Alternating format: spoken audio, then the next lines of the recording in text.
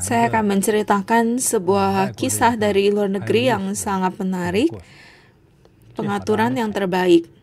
Suatu hari, seorang raja, dia dengan senang hati pergi berburu. Saat dia mengejar seekor macan tutul, tidak sengaja dia digigit satu jarinya hingga patah oleh macan tutul itu. Waktu kembali ke istana, raja makin pikir, makin kesal, makin marah. Kenapa sesial itu awalnya pergi berburu, malah digigit oleh macan tutul. Dan dia cari asistennya yaitu Perdana Menterinya yang bantu diatasi masalah. Dia minum arak sama Perdana Menterinya untuk melampiaskan kekesalan. Setelah Perdana Menteri dengar, dia langsung tuang minuman ke raja. Dengan senangnya tersaat senyum, dia bilang, "Rajaku, kehilangan sedikit daging itu lebih baik daripada kehilangan nyawa." Ya, raja berpikirlah lebih terbuka. Semua ini adalah pengaturan terbaik. Setelah raja dengar seperti ini, merasa, kamu hidupnya udah cukup ya, berani sekali. Saya udah marah, jari saya hilang, kamu masih bilang ini pengaturan terbaik. Kamu mau buat saya marah ya? Perdana Menteri lihat raja memang sangat marah, tapi juga nggak terlalu peduliin. Dia bilang, "Raja, memang benar demikian. Kalau kita bisa melampaui perasaan gagal yang hanya sesaat ini memang yang saya rasakan adalah sebenarnya raja alami semua ini, meskipun membuat raja sangat menderita. Tapi ini semua adalah pengaturan terbaik." Raja bilang, "Ya, oke, kamu ini saya kurung kamu ke penjara, apakah ini juga pengaturan terbaik?"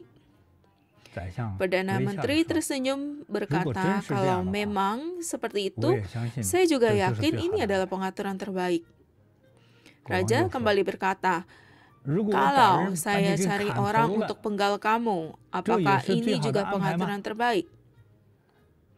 Perdana Menteri tetap dengan senyumnya berkata, "Kalau memang seperti itu, saya tetap yakin, saya lebih yakin ini adalah pengaturan terbaik." Raja marah besar. Dia menggebrak meja dan memanggil dua pengawal. "Kemari, kalian langsung seret Perdana Menteri, penggal dia." Pengawal ini langsung menarik Perdana Menteri keluar. Di saat ditarik keluar, raja merasa, kayaknya saya terlalu membesar-besarkan. Tiba-tiba merasa menyesal. Dia merasa terlalu emosinya terlalu berlebih. Dia bilang, kalau salah bicara juga tidak perlu dipenggal. Jangan dipenggal dulu deh, kurung dulu. Perdana Menteri saat ini menoleh ke raja dan berkata, ini ya tetap pengaturan terbaik. Lalu raja pun, "Pergilah kamu, pengaturan terbaik apa, udah masuk penjara." 1 bulan kemudian, lukanya raja udah kira-kira udah sembuh dan dia berpikir pengen seperti dulu, pengen cari Perdana Menteri untuk mengunjungi rakyat. Tapi dia pikir dia udah kurung Perdana Menterinya. Di saat kalau tiba-tiba dilepasin juga dia nggak enak hati ngomong. Dia pun menghela nafas, dia pikir saya pergi sendiri deh, keluar sendiri. Akhirnya makin jalan makin jauh, makin jadi tersesat. Dia tiba di suatu pegunungan. Terus tiba-tiba dari gunung menerjang sekelompok orang. Di sekelompok orang ini wajahnya dipakai warna-warni. Dia langsung tiba di hadapan dia. Terus dengan gesitnya si raja diikat dan digotong ke atas gunung. Raja di saat ini kepikiran, hari ini adalah bulan purnama. Saya tahu. Di sini ada suku primitif. Nah, mereka setiap bulan purnama mereka akan turun gunung untuk mencari benda persembahan untuk Dewi bulan purnama, dan benda persembahan ini adalah orang yang hidup. Nah, raja tahu ada hal ini, tapi dia malah salah jalan dan dia datang ke sini dan dia mendesah, gawat kali ini nggak ada yang nolong saya tidak bawa pembantu sama sekali. Tapi dia kan ada keinginan untuk hidup ya, dan dia berkata kepada, nah sebenarnya ini dia pikirkan di dalam hati, dia belum sempat ngomong ke mereka. Dia pengen ngomong ke mereka, ke suku primitif ini, saya adalah raja di sini.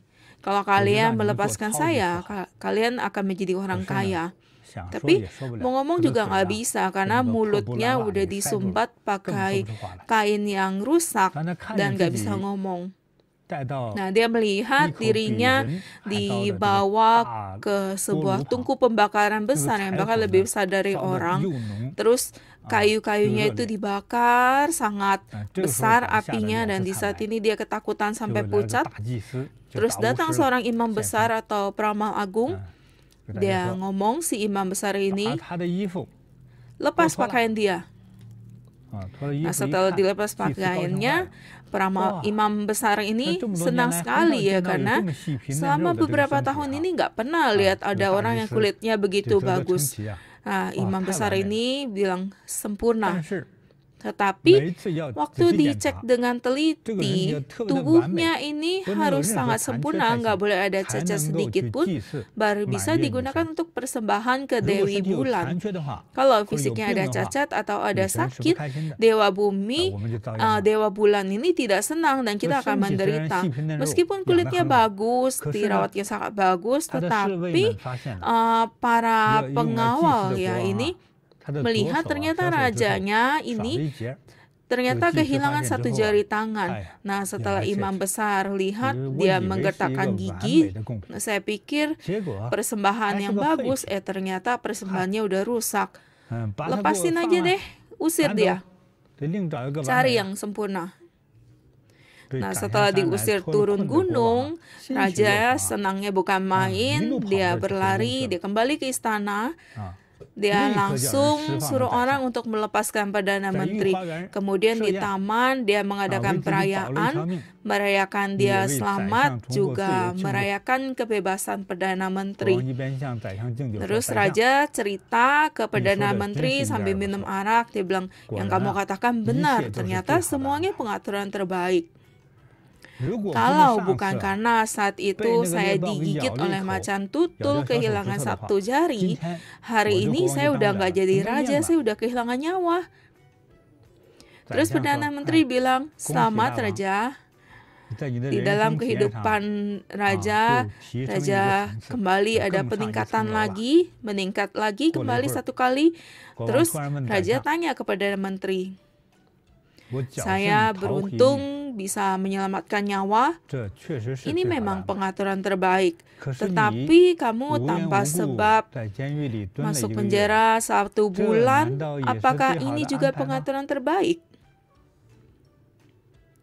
Perdana Menteri melihat raja bertanya kepada dia, kemudian dia lambat-lambat dia minum seteguk arak dulu, terus pelan-pelan dia mengatakan, Raja, Anda mengurung saya ke penjara. Memang ini makin membuktikan adalah pengaturan terbaik. Coba Raja pikirkan, kalau bukan karena saya di penjara, kalau begitu yang menemani Raja untuk mengunjungi rakyat, kalau bukan saya, apakah Raja akan mencari yang lain? Ya, tentu akan ajak kamu. Orang-orang yang liar itu awalnya mau jadikan raja benda persembahan, terus lihat raja kehilangan satu jari, kalau saya juga pergi, bukankah saya akan jadi benda persembahan?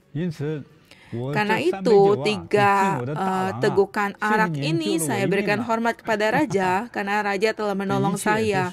Jadi semua ini adalah pengaturan terbaik. Terima kasih rajaku. Saya rasa dari sedikit kisah ini memberikan saya banyak inspirasi. Di saat kita bercerita rasanya sangat rileks karena kita tidak mengalaminya sendiri. Tetapi kalau dibayangkan kalau kamu adalah raja, atau kamu rakyat biasa sekarang diikat oleh preman, terus teriak-teriak mau dibunuh, bagaimana perasaan kamu? Ya, akan sulit dilalui ya. Yaitu tidak peduli yang kamu hadapi adalah gunung tinggi, atau sungai yang besar, atau penderitaan, atau kebahagiaan. Semua ini jangan dianggap remeh. Mungkin semua ini adalah pengaturan yang terbaik. Kita orang sana paling memahami satu pepatah, yaitu sebuah berkah tersembunyi. Di zaman kuno ada seorang bapak bermarga Sai. Suatu kali dia punya kudanya hilang, dia sangat marah, kemudian dia mencari kudanya kemana-mana, terus juga tidak ketemu dan dia memarahi istrinya. Kamu tidak jaga kuda saya dengan baik. Tapi setelah beberapa hari berlalu, kudanya pulang dengan membawa seekor kuda lagi. Kuda milik dia itu betina, atau salah satunya jantan, intinya kudanya bawa pulang seekor kuda lagi, dan dia pikir, oh bagus sekali ya. Nah dia ngomong ke istrinya, terus dia bilang, ambil pisau saya bunuh kuda ini. Nah istrinya bilang, jangan dibunuh, kamu tahu tidak majikan dari kuda ini siapa? Kalau majikannya seorang jenderal bagaimana? Kamu mau uang atau mau nyawa? Ya tentu saya mau nyawa. Kalau begitu jangan bunuh kuda ini.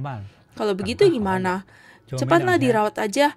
Nah, ternyata 2 hari kemudian ada seorang jenderal, dia membawa prajuritnya mencari kudanya dan menyadari bahwa kudanya ini dikasih makan dengan sangat bagus, dengan rumput-rumput yang bagus oleh Sai Weng ini, dan kudanya pun menjadi gemuk. Jenderalnya sangat senang, dia memberikan banyak uang, dan uang ini bisa dipakai untuk membeli lagi seekor kuda ya. Kita lihat sangat bagus ya jadinya. Karena itu semua ini adalah pengaturan terbaik. Kita juga jangan berusaha untuk menghindari, juga jangan kesal, juga jangan serakah. Dengan batin yang baik kita hadapi, dengan batin yang baik menghadapi segala hal, dengan hati yang bersyukur menghadapi berkah yang datang tanpa disadari. Dengan begitu kita baru paling aman, dan dengan begitu ketenangan dan kebahagiaan baru bisa bertahan lama.